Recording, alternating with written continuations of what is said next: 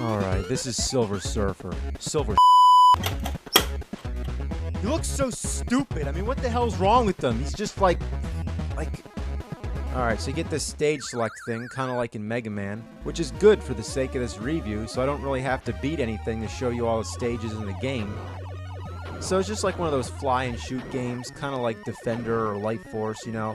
Nothing too special, but not bad actually. Your weapon's kind of lame, but there's power-ups which let you shoot double. I can't touch the walls? That's right, you can't touch anything in this game, so don't around. Anyway, what was I saying about the weapons? Oh yeah, there's not much else I think you can get. I mean, you can shoot backwards, like if somebody's coming behind you, and that's always a real sucker, because you want to concentrate on what's ahead. It's kind of clumsy to switch back, because you press the B button to change direction, but use A to shoot. Ah, I guess that wasn't a good time to demonstrate. So there you go, shooting the rubber ducky, which doesn't die. Oh, if you play this game, one thing I can guarantee is that your thumb is going to get pretty damn sore from tapping that button. There's not one instant when you can take a break. You're constantly firing away, even when there's nothing in sight because you don't know what's coming up. I mean, there's no reason not to be shooting, and this wouldn't bother me so much if you could just hold down the button and let it keep shooting, but no, of course not. So what you need is a turbo button. Whether it's an NES Advantage or an NES Max, put that other controller away, press that turbo button, and never let go. So I beat the stage, though each stage consists of 2 or more sections. Now we're in the second section, and we got an overhead view, which is equally as difficult as any of the rest. Actually, I think they're worse, because you don't know what's supposed to be underneath you or blocking you. I'm assuming I can't touch these wooden parts. Uh-oh, now I'm probably oh, never mind. I guess I can go through those. See, the graphics are so unclear as to what you're allowed to touch and what you're not. You don't know what the hazards are. Look at that. That's not fair. I couldn't see that tiny bullet coming through the trees. It's like camouflaged. And the way those waves move, it's just like a bunch of flickering blue lines. It plays with your eyes and f***s you all up. What a cruel game. I give up. I'm trying another stage. Fire Lord. Alright, another overhead. Ah. I can't believe this. You can't touch the ground. That means that you have to stay in the brown area, which pretty much limits you to about 20% of the screen. This is ridiculous. Just staying within this narrow range. It's like playing the game Operation, but with a bunch of flying around trying to kill you. You have such a tight space to maneuver if you want to kill these things. Come on, come on. Ah! Let's try again. Come on, come on. Oh! If only his board wasn't so long, or if you can go diagonally, like if you can go at an angle, but you're always pointing straight, which makes it impossible to squeeze through narrow spots like this. You know, it's so easy to die in this game, and every time you die, you have to see this sad, pathetic image of Silver Surfer just trembling in defeat. If you play this game, this image will be burned into your retina, and how appropriate, because this picture expresses better than words my feelings on this game. Just look at it. That sums up the whole thing. What'd I say before? This game's not bad? Well, no, it isn't bad. It's horrible, and I dare you to play it. Just because it's hard doesn't mean it's bad, but this game just went way, way too far. The difficulty is legendary. This is the grand champion of hard mother games. It doesn't around. Why couldn't there be a health bar, like 3 hits? Would that be okay? No. 1 hit and you're dead. Well, then couldn't you have extra lives? Which you do, but they don't matter because when you die, you start back from the beginning of the stage. There's some checkpoints along the way, yeah, but that doesn't change the fact that when you die, you go back. Silver Surfer, on the other hand, just says all that. If you're gonna play, you gotta be hardcore. So now we're in Fire Lord Section 2.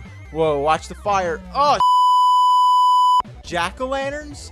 Alright, let's try again. Dodge the fire, stay up and watch the jack-o'-lanterns. Oh, better watch that thing. Oh god, I gotta go down. Oh, your mother. Fire's coming down. Got that part under control. Watch the jack-o'-lanterns. Touch the damn ceiling. Fire's coming down. Jack-o'-lanterns. Oh. Alright, this time I'm trying to shoot those jack-o'-lanterns. Stay back. Oh, god. Alright, getting into place. Watch the walls. Oh, you pumpkin piece of Okay, this time stand at the top. Don't get hit. Don't get hit. Get under that thing. Here we go. Get, yes, yes, yes! No! I can't take it anymore. You know, there's really no point of going on. It's not like there's a reward, like there's a pot of gold sitting on top of the TV.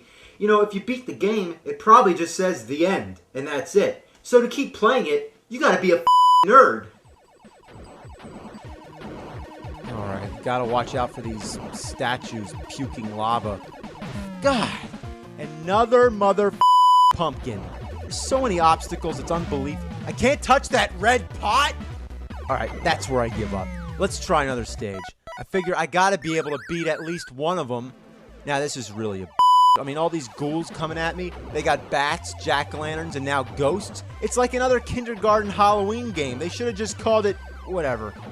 This is just insane. I mean, look at all this. Oh my God, so much so much. Here we go. Oh yeah. Oh God, touch the log. You ghosts, you mother pieces of Ugh. God, I hate those gargoyles. Just all over the place. I hate them. I just hate them. Look at this. This pattern is just insane. It's basically just a bunch of lines waving across the screen. And if you go anywhere near those paths, you're dead. Once again, let's try another stage, Possessor. Well, it's not any easier, and especially when I'm losing my patience. And look at this. There's so much stuff coming at you. Bullets are flying everywhere. Ugh. Let's pause this. Just look. Look. Any of these areas are dead zones. You have stuff coming at you every which way, which means there's not one safe spot because you need to keep moving forward. So you're in danger's way all the time. You just have to play the out of it until you know in advance exactly what's going to happen. Unless you've played this game, you have no idea how hard it is. Let me try to explain it, okay? Imagine if I were to draw a maze on a sheet of paper. I'm asking you to draw a line from the beginning of this maze to the end.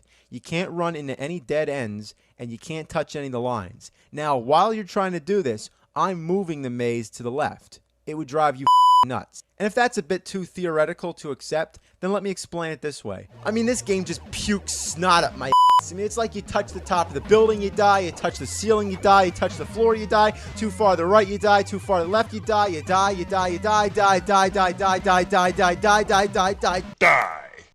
Oh, God, I can't stand it. One last stage, and I'm sure it's no exception to the difficulty. You're just trying to avoid this stuff that's coming sideways, and then this gun appears at the top of the screen with no warning and shoots in 3 directions. Instant death. If you try to blast it away as soon as it appears, you just end up getting yourself killed too, because you need to be in the line of fire in order to shoot at it. Sometimes you come to like a blockade of enemies, just a flood of bullets coming down the whole screen. It's just one big dead zone. If you're in that area, you're simply dead. So it. I can't complete a single stage. This game is so hard, it would actually be easier to go outside in a thunderstorm and try to dodge rain. It would be easier to walk barefoot without your toes or heels touching the floor. It would be easier to pick fly out of pepper while wearing boxing gloves. The fact that you can get hit only once pretty much means that you're weaker than every other enemy in the game. How do you die from just touching a wall? I can understand if he's flying at like 200 miles per hour and he crashes into the wall, but the fact that he just touches the wall and dies is just ridiculous. I never read any of the comics, so I don't know what Silver Surfer's powers are, but isn't he supposed to be pretty strong? So why'd they make him into a wimp? Why is he up rubber ducks and weeping like a crybaby? It's like some sort of joke. Like, what if they had Bruce Lee tripping over his own shoelaces? It's a insult. This game should have been classic, but instead, it's worthless. It's as worthless as this LJN poster I have back here. Man, I would just over this game. In fact, just thinking about it makes me feel like having an evacuation.